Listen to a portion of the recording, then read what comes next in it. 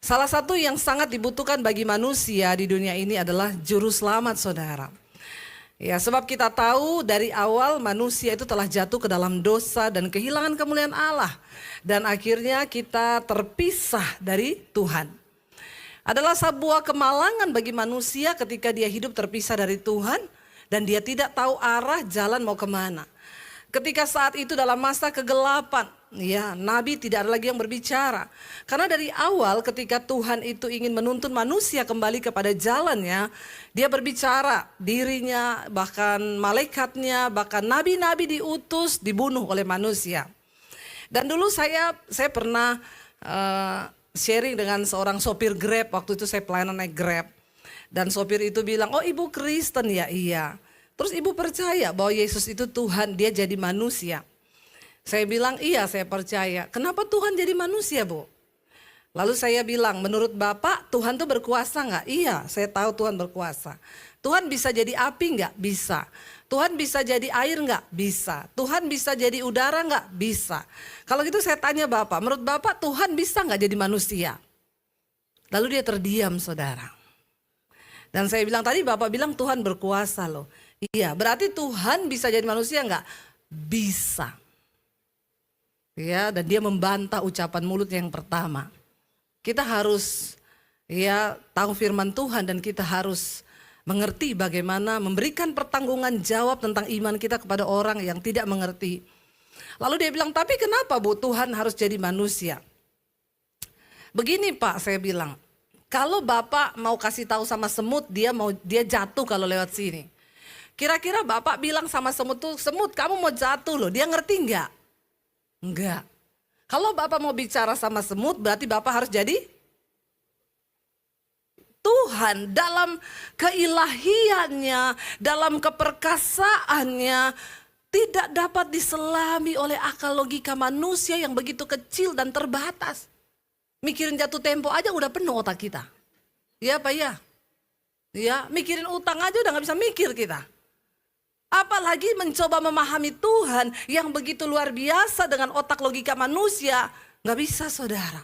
Jadi Tuhan harus turun sendiri dalam rupa manusia untuk menunjukkan jalan kebenaran itu. Untuk kasih tahu kepada manusia supaya mereka itu tidak celaka. Lalu dia tanya, kalau begitu Bu, kenapa Yesus mati? Dia kan Tuhan. Saya bilang, saya juga sama kayak Bapak dulu pemikiran saya. Orang Kristen tuh bodoh percaya Tuhan yang mati. Tapi Bapak tahu dalam sejarah manusia ketika Tuhan menurunkan hukum Taurat. Di dalam hukum Taurat dikatakan mata ganti mata, gigi ganti gigi, nyawa ganti nyawa. Tidak ada satupun penebusan yang bisa menyelamatkan manusia selain dengan nyawa, darah. Makanya dari zaman perjanjian lama ketika manusia berdosa, imam besar harus masuk ke ruang Maha Kudus untuk mempercikkan darah kambing, domba, ya, untuk penghapusan dosa. Agar nyawa kita ini terbebas dari maut. Tapi karena manusia sudah terlalu berdosa dan tidak ada lagi darah kambing domba yang bisa menutupi dosa itu. Akhirnya Tuhan sendiri yang berinisiatif untuk menebus manusia. Karena dia tidak bisa menarik firman-Nya. Bahwa nyawa harus ditukar dengan nyawa. Makanya Yesus dikatakan anak domba Allah yang dikorbankan bagi manusia. Dan akhirnya Yesus mati di atas kayu salib. Darahnya tercurah. Dan ketika dia disalib, dia mati, Alkitab berkata tabir bait suci terbelah menjadi dua. Artinya apa? Tidak ada lagi pemisah antara kita dengan Tuhan. Dan Yesus datang sebagai juru selamat. Bapak Ibu tahu nggak juru selamat itu seperti apa? Saya kasih gambaran begini. Dalam sebuah perjalanan di kapal di laut, saudara, tiba-tiba ada anak kecil jatuh ke laut. Di situ ada seorang guru renang, guru. Dia teriak sama anak yang di bawah. Dek, tanganmu angkat begini, kakimu begini, ayo berusaha renang supaya kamu gak tenggelam. Kira-kira anak itu akan selamat gak ketika diajari guru? Enggak. Tapi di saat semua orang panik, tiba-tiba ada seorang bapak yang lompat dan terjun ke laut untuk menyelamatkan. Yang tadi itu guru renang, yang ini juru selamat. Kenapa dia terjun? Karena ternyata itu bapaknya. Yang jatuh itu anaknya. Amin. Ya, hanya bapak lah yang mau berkorban buat anak. Benar nggak? Bapak-bapak lain mau nggak berkorban buat anak orang? Kagak kan? Sudah kelihatan dari wajahmu. Ya, jadi saudara, dan yang juru selamat nih yang mana? Kalau dia cuma guru, dia mengajarkan cara untuk selamat. Tapi kalau dia juru selamat, dia turun sendiri untuk menyelamatkan. Itu bedanya. Banyak nabi, banyak guru yang mengaku akan mengajari saudara dan saya umat manusia untuk membawa kepada jalan kebenaran, sorga. Tapi cuma Yesus yang turun dari sorga, yang bisa kasih tahu jalan ke sorga. Karena tidak ada seorang pun yang pernah naik ke surga, ya, seperti Tuhan Yesus. Dan hanya dia yang datang dari surga yang sanggup menunjukkan jalan ke surga. Bahkan di kitab suci agama lain diakui bahwa Isa Al-Masih, Yesus Kristus, dikandung oleh Rohulullah di dalam kandungan Maryam. Dia tidak lahir secara persetubuhan biasa manusia dengan manusia. Semua nabi dilahirkan oleh proses persetubuhan pembuahan antara sel telur dan sperma. Tetapi Yesus, dia lahir dikandung oleh Rohulullah, yaitu Roh Allah, Roh Kudus yang ada di dalam kandungan Maria. Dan dia lahir ke dalam dunia. Lalu sekarang ketika Yesus sebagai Tuhan yang adalah juru selamat sudah datang menyelamatkan saudara dan saya, bagaimana respon kita? Kalau mendengarkan pengajaran Injil itu jangan setengah-setengah. Yang diselamatkan adalah yang percaya, menerima Yesus dan hidup sesuai dengan perintahnya. Jangan berhenti dengan hanya menerima dia, berarti selamat. Saya mau tanya Bapak Ibu, kalau kita punya anak, dia ngaku kita orang tua kita, tapi dia nggak mau dengar omongan kita, Bapak Ibu marah nggak? Marah nggak kira-kira? Dia pulang makan ini terus dikasih tahu, ngapain lo kasih tahu gua? Kan hidup urusan gua.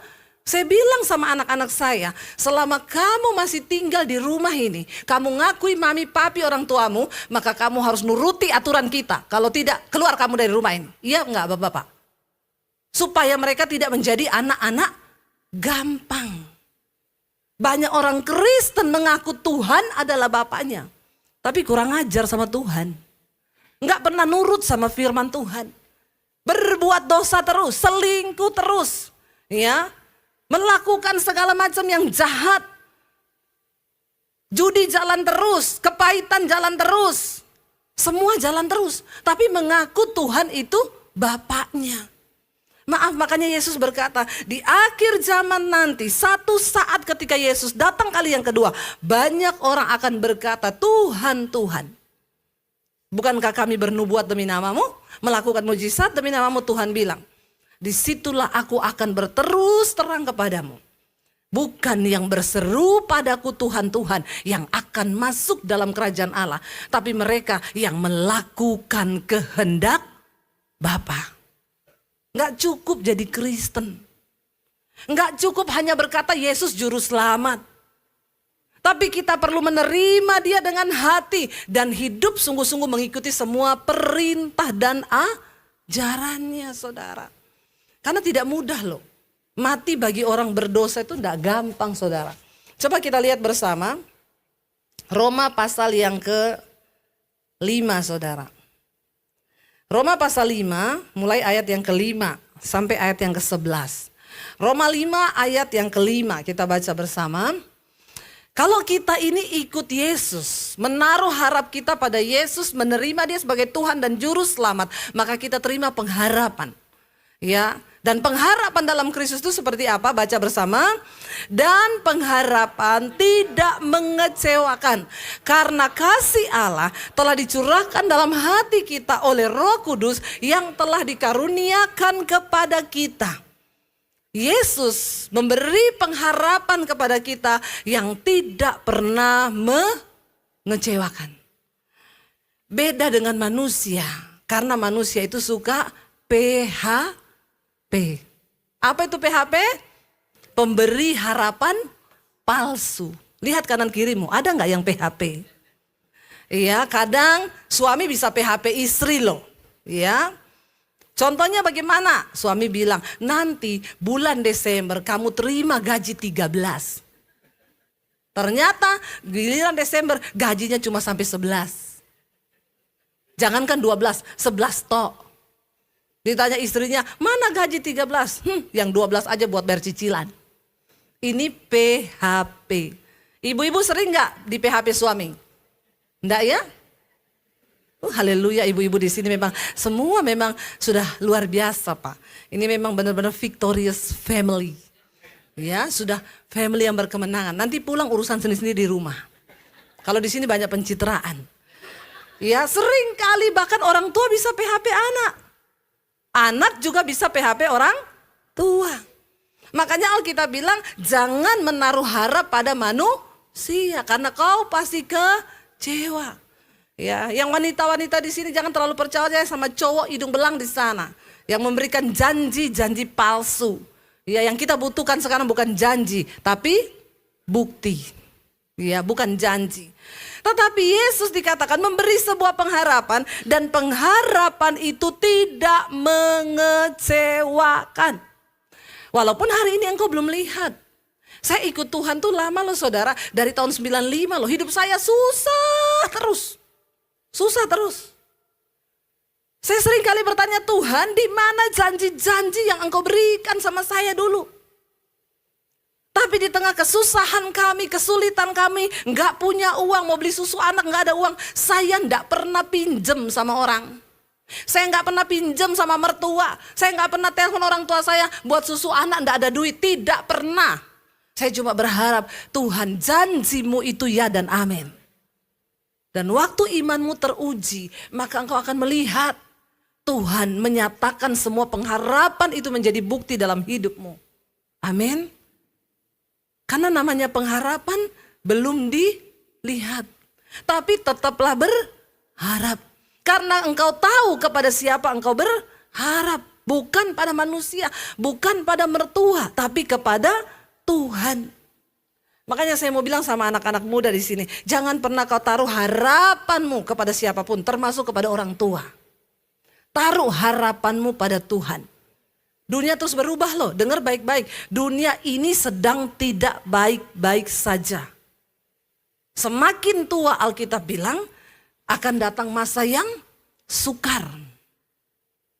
Makanya saudara, mau seperti apapun dunia berubah, tetap taruh pengharapanmu kepada Tuhan.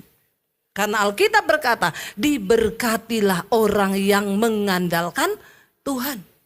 Ya, seringkali orang muda bertanya sama saya, Bu, ke depan nih bagaimana ya? Kita ini rasanya anak muda mau kerja mau apa? Saya selalu bilang, bahkan sama anak-anak saya bilang, yang penting satu hal, kamu harus menghormati Tuhan.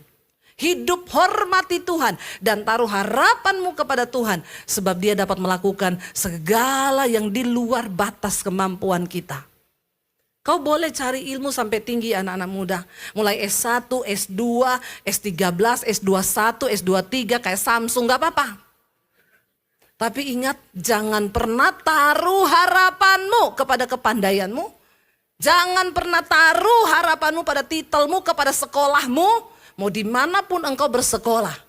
Kalau kau hidup tidak menghormati Tuhan, maaf, tidak ada jaminan masa depan. Karena dengan jelas Alkitab berkata, diberkatilah orang yang mengandalkan Tuhan. Yang menaruh harapannya pada Tuhan, ia akan seperti pohon yang ditanam di tepi aliran air. Amin. Jangan pernah hidup tidak menghormati dan mengandalkan Tuhan. Lalu dikatakan di sana pengharapan kita itu tidak mengecewakan. Karena apa? Waktu kita masih lemah, ayat berikutnya baca bersama. Karena waktu kita masih lemah, Kristus telah mati untuk kita orang-orang durhaka pada waktu yang ditentukan oleh Allah. Lalu ayat berikutnya 7 berkata, ya di sana dikatakan ayat 7, sebab tidak mudah seseorang mau mati untuk orang benar. Tapi untuk orang tetapi mungkin untuk orang baik ada orang yang berani mati. Lalu ayat yang ke-8 berkata, Akan tetapi Allah menunjukkan kasih-Nya kepada kita oleh karena Kristus telah mati untuk kita ketika kita masih berdosa.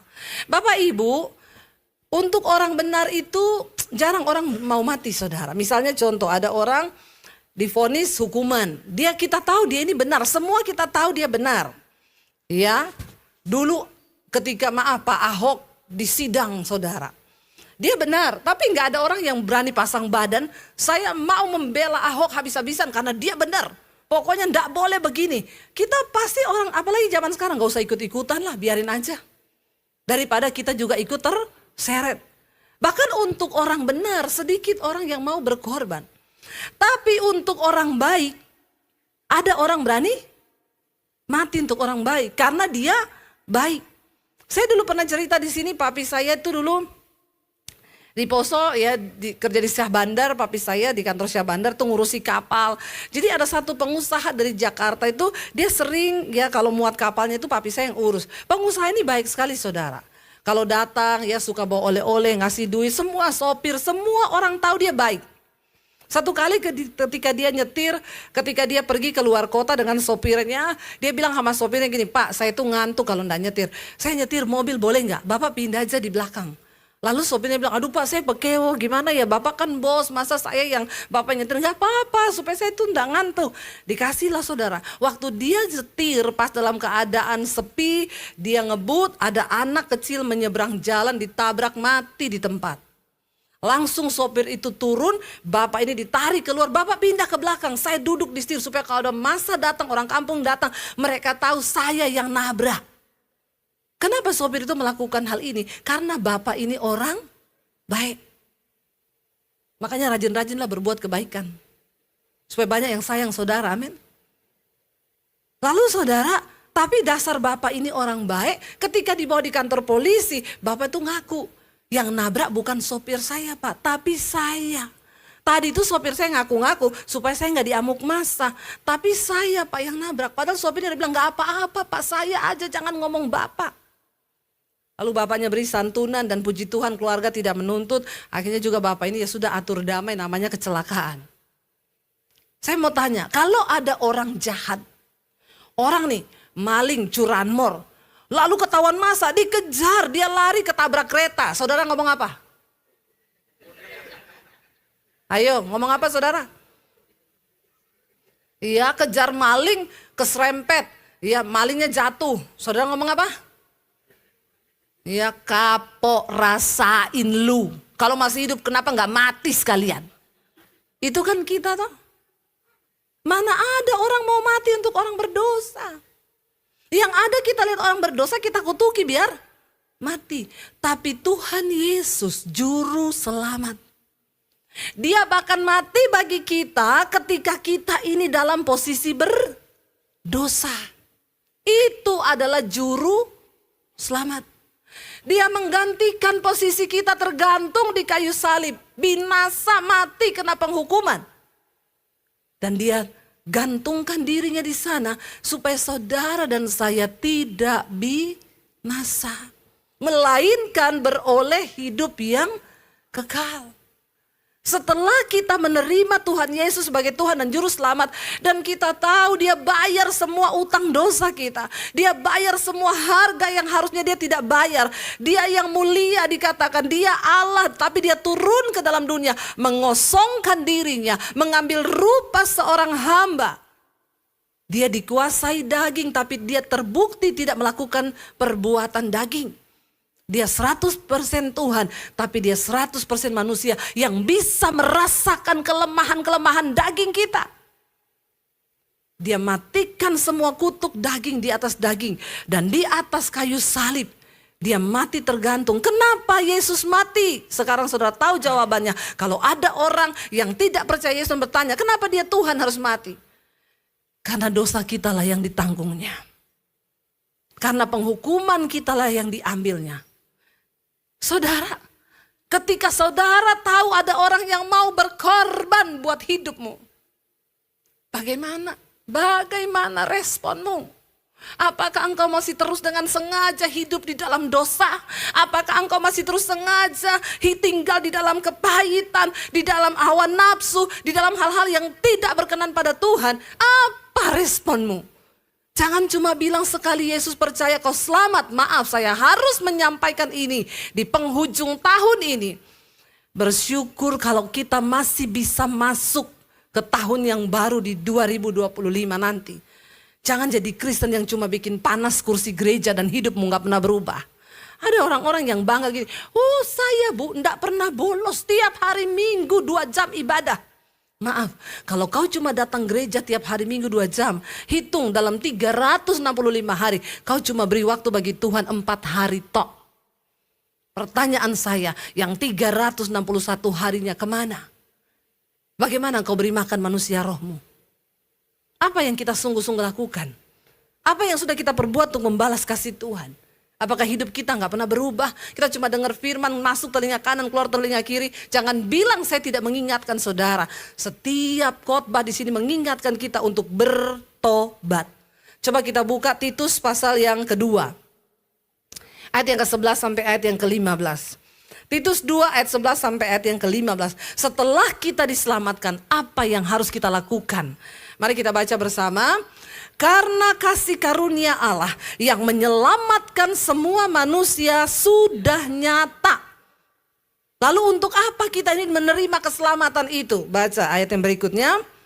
Ia mendidik kita supaya kita meninggalkan kefasikan dan keinginan-keinginan duniawi, dan supaya kita hidup bijaksana, adil, dan beribadah di dalam dunia sekarang ini. Jangan tinggalkan ibadahmu. Tetaplah beribadah di akhir zaman nih. Apa itu ibadah? Ibadah bukan hanya duduk di gereja setiap hari Minggu. Ini juga ibadah. Tapi Roma 12 berkata, ibadah yang sejati itu adalah apa?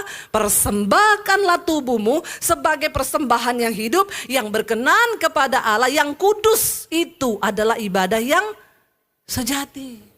Tinggalkan keinginan-keinginan duniawi. Udah mau kiamat saudara, masih banyak orang dugem. Saya itu kalau sama suami saya lewat di PIK 2 sana itu kan banyak tempat dugem ya. Suami saya bilang, tuh orang masuk ke dugem. Dan saya lihat model-modelnya itu orang Kristen. Banyak orang Kristen dugem loh. Atau ada di sini, tolong angkat tangan. Bersaksi ke sini, apa yang kau dapat di dugem itu? Saya pengen tanya saudara. Apa sih yang kamu dapat datang di dugem itu? Orang-orang itu gak takut Tuhan loh. Sudah mau waktu-waktu yang terakhir. Kenapa masih hidup dalam hawa nafsu daging yang membinasakan? Ya anak-anak muda tuh banyak yang dugem. Duitnya pas-pasan. Nggak tahu diri. Bapak-bapak juga banyak yang dugem. Kalau ada bapak-bapak yang dugem, bertobat kau pak. Nggak tahu diri kau. Udah tua, bentar lagi di absen. Jangan bikin dosa terus. Ayo bertobat. Karena ayat ini berkata, kenapa kita menerima kasih karunia? Supaya kasih karunia itu, Allah itu mendidik kita untuk meninggalkan kefasikan.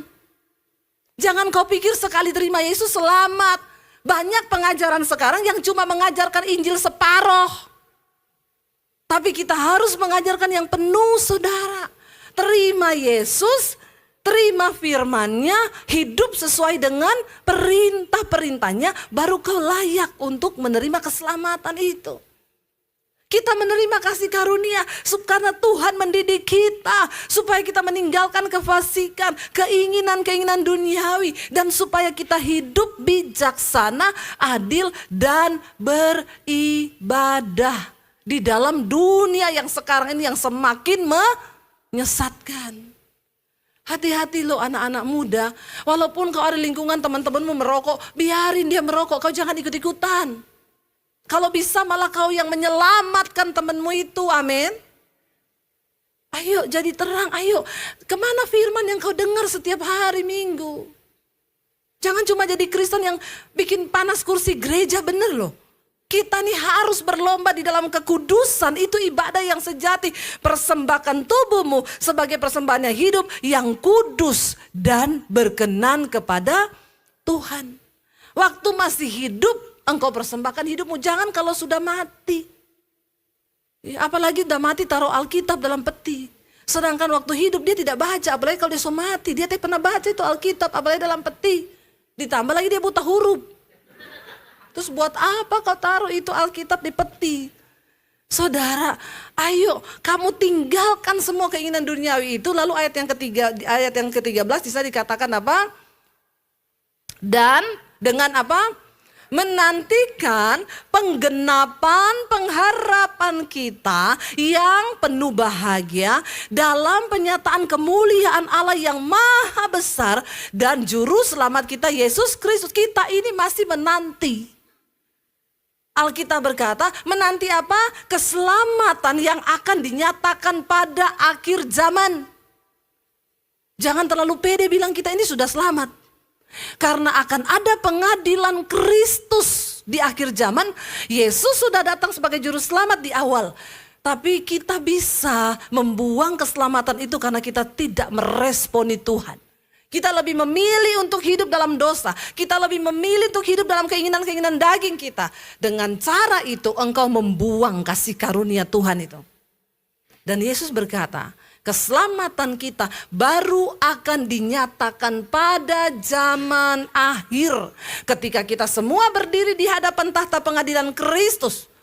Dan di sana Tuhan akan berkata, enyahlah kau daripadaku pembuat kejahatan. Ini orang-orang yang ngaku-ngaku melakukan mujizat demi nama Yesus. Bernubuat demi nama Yesus. Tuhan bilang, nyah engkau pembuat kejahatan. Tapi marilah kepadaku, hai orang-orang yang melakukan kehendak Bapa, yang melakukan firman Tuhan. Hati-hati saudara, kita ini masih menunggu, menantikan penggenapan pengharapan kita yang penuh bahagia. Kapan itu? Pada waktu akhir zaman tiba. Bukan pada waktu kita mati, mati pun belum dihakimi. Sekarang semua orang belum ada yang dihakimi. Belum ada yang masuk neraka. Belum ada. Jangan pikir kalau sudah mati sudah selesai urusan. Belum selesai. Akan ada penghukuman yang kekal sampai selama-lamanya di neraka. Di neraka saudara. Makanya ayo kita mencintai Yesus. Bukan karena kita cuma takut masuk neraka. Tapi karena kita menghormati dia yang sudah mati dan berkorban bagi hidup kita. Lalu ayat yang ke-14 berkata di sana, dengan menantikan penggenapan tadi ya ayat 14, yang telah menyerahkan dirinya untuk kita, untuk membebaskan kita dari segala kejahatan, untuk menguduskan bagi dirinya. Perhatikan, kenapa Yesus menyerahkan dirinya? Karena dia akan menguduskan bagi dirinya suatu umat. Umat itu siapa? Kepunyaannya sendiri yang rajin berbuat baik. Hari-hari ini Tuhan sedang mengumpulkan umat kepunyaannya sendiri. Siapa mereka? Dalam kitab Wahyu disebut mereka adalah orang-orang yang memakai jubah putih. Mereka adalah orang-orang yang keluar dari kesusahan yang besar di dunia. Tapi mereka tetap bertahan dalam kekudusan, menjaga jubahnya tetap putih, dan mereka sungguh-sungguh hidup mencari perkenanan Tuhan. Mereka adalah umat kepunyaan Tuhan sendiri yang rajin berbuat baik. Bukan berbuat dosa, bukan berbuat jahat. Ayat yang ke-15 berkata di sana, baca bersama. Beritakanlah semuanya ini, nasihatilah dan yakinkanlah orang dengan segala kewibawaanmu. Janganlah ada orang yang menganggap engkau rendah. Hai bapak-bapak, bagaimana engkau bisa menyelamatkan keluargamu? Engkau harus punya wibawa ilahi. Supaya kau tidak dianggap rendah oleh anakmu. Ada orang tua waktu nasihatin anak saudara, sama anak gini-gini, alah bapak juga kayak gitu kok. Ya, kamu jangan merokok ya, alah kayak hidupmu udah benar aja pak. Gak ada wibawa ilahi kau. Bagaimana supaya engkau punya wibawa ilahi? Bertobat. Hidup dalam kebenaran. Melakukan kekudusan. Waktu kita punya wibawa ilahi, kita ngomong sama orang, kita ngomong sama anak-anak kita. Itu nancep, mereka mendengar karena kita bicara dengan wibawa ilahi. Nasihatilah, yakinkanlah orang dengan segala kewibawaanmu. Wibawa di sini bukan saudara pakai pangkat bintang 3. Ya, bawa bintang. Bawa jabatan, bukan. Ya, wibawa ilahi itu bicara tentang waktu kita hidup dalam firman Tuhan. Ada wibawa ilahi dalam hidup kita. Kita bisa mendengar kok orang yang bicara dengan wibawa ilahi dengan yang tidak itu berbeda. Kenapa ada orang-orang yang menyampaikan firman Tuhan, lalu orang itu nancep langsung di hatinya? Karena orang ini melakukan firman, dan dia melakukan firman, dan dia punya wibawa ilahi untuk bicara. Tapi kalau orang tidak bertobat, mau dia ngomong kayak apapun sampai mulutnya berbusa saudara, gak akan ada yang bertobat. Kenapa? Karena dia sendiri tidak menjadi pelaku. Amin. Saya berdoa saudara, ayo kita ada di penghujung tahun, kita mau masuki tahun yang baru. Kita benahi yuk apa yang perlu kita benahi. Supaya hidup kita berkenan dan kita rindukan seluruh keluarga kita juga boleh diselamatkan. Saya undang para imam musik maju ke depan. Biar kita mau sungguh-sungguh datang pada Tuhan hari ini. Kita mau berkata di hadapan Tuhan. Bahwa Tuhan Yesus itu juru selamat kami. Bahwa dialah Tuhan yang sanggup menyelamatkan kita, memberikan kita kemenangan. Bangkit berdiri bersama saudara. Yesus engkau juru selamat. Katakan pada Tuhan dalam janji-Mu ada kemenangan bagi kami. Yes Lord Jesus. Selamanya kan ku nyatakan besar setiamu Tuhan di Mari angkat tanganmu kepada Tuhan. Katakan, Engkau juru dalam janji-Mu kemenanganmu. Amin. Selamanya kan ku nyatakan besar setiamu Tuhan.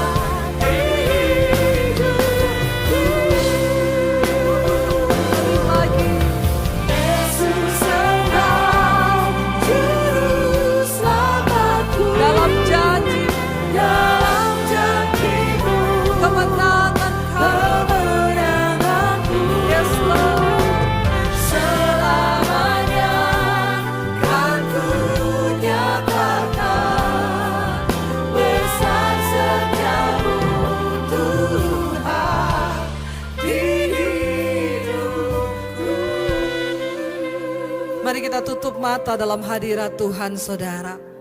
Seberat apapun pergumulanmu hari ini, mungkin engkau sedang berjuang melawan keinginan-keinginan daging, keinginan-keinginan duniawi yang mencoba menyeret kita untuk jauh dari Tuhan. Tetaplah berpegang pada pengharapan bahwa satu saat Yesus akan datang kembali. Dia yang sudah rela menyerahkan nyawanya untuk saudara dan saya. Dia datang dalam kehinaan. Bagaimana kita meresponi kasih-Nya yang sudah berkorban bagi kita. Biarlah semua kita datang hari ini tersujud di bawah kaki-Nya dan berkata, terima kasih Tuhan. Karena Engkau sudah lakukan yang terbaik bagi kami. Kami yang harusnya binasa, tapi Engkau selamatkan Tuhan. Karena itu ajar kami hari ini untuk meninggalkan setiap dosa, keinginan-keinginan dunia, kefasikan kami, kejahatan kami. Dan ajar kami berbalik Tuhan, datang kepada Tuhan, mempersembahkan hidup yang kudus di hadapan Tuhan. Anak-anak muda, engkau mungkin sedang takut tentang masa depanmu. Hari ini engkau tidak perlu takut, tapi katakan dalam dirimu, aku akan hidup menghormati Tuhan. Aku akan hidup mengharapkan Tuhan dalam hidupku. Sebab tanpa Tuhan kita tidak akan mampu menjalani hidup ini.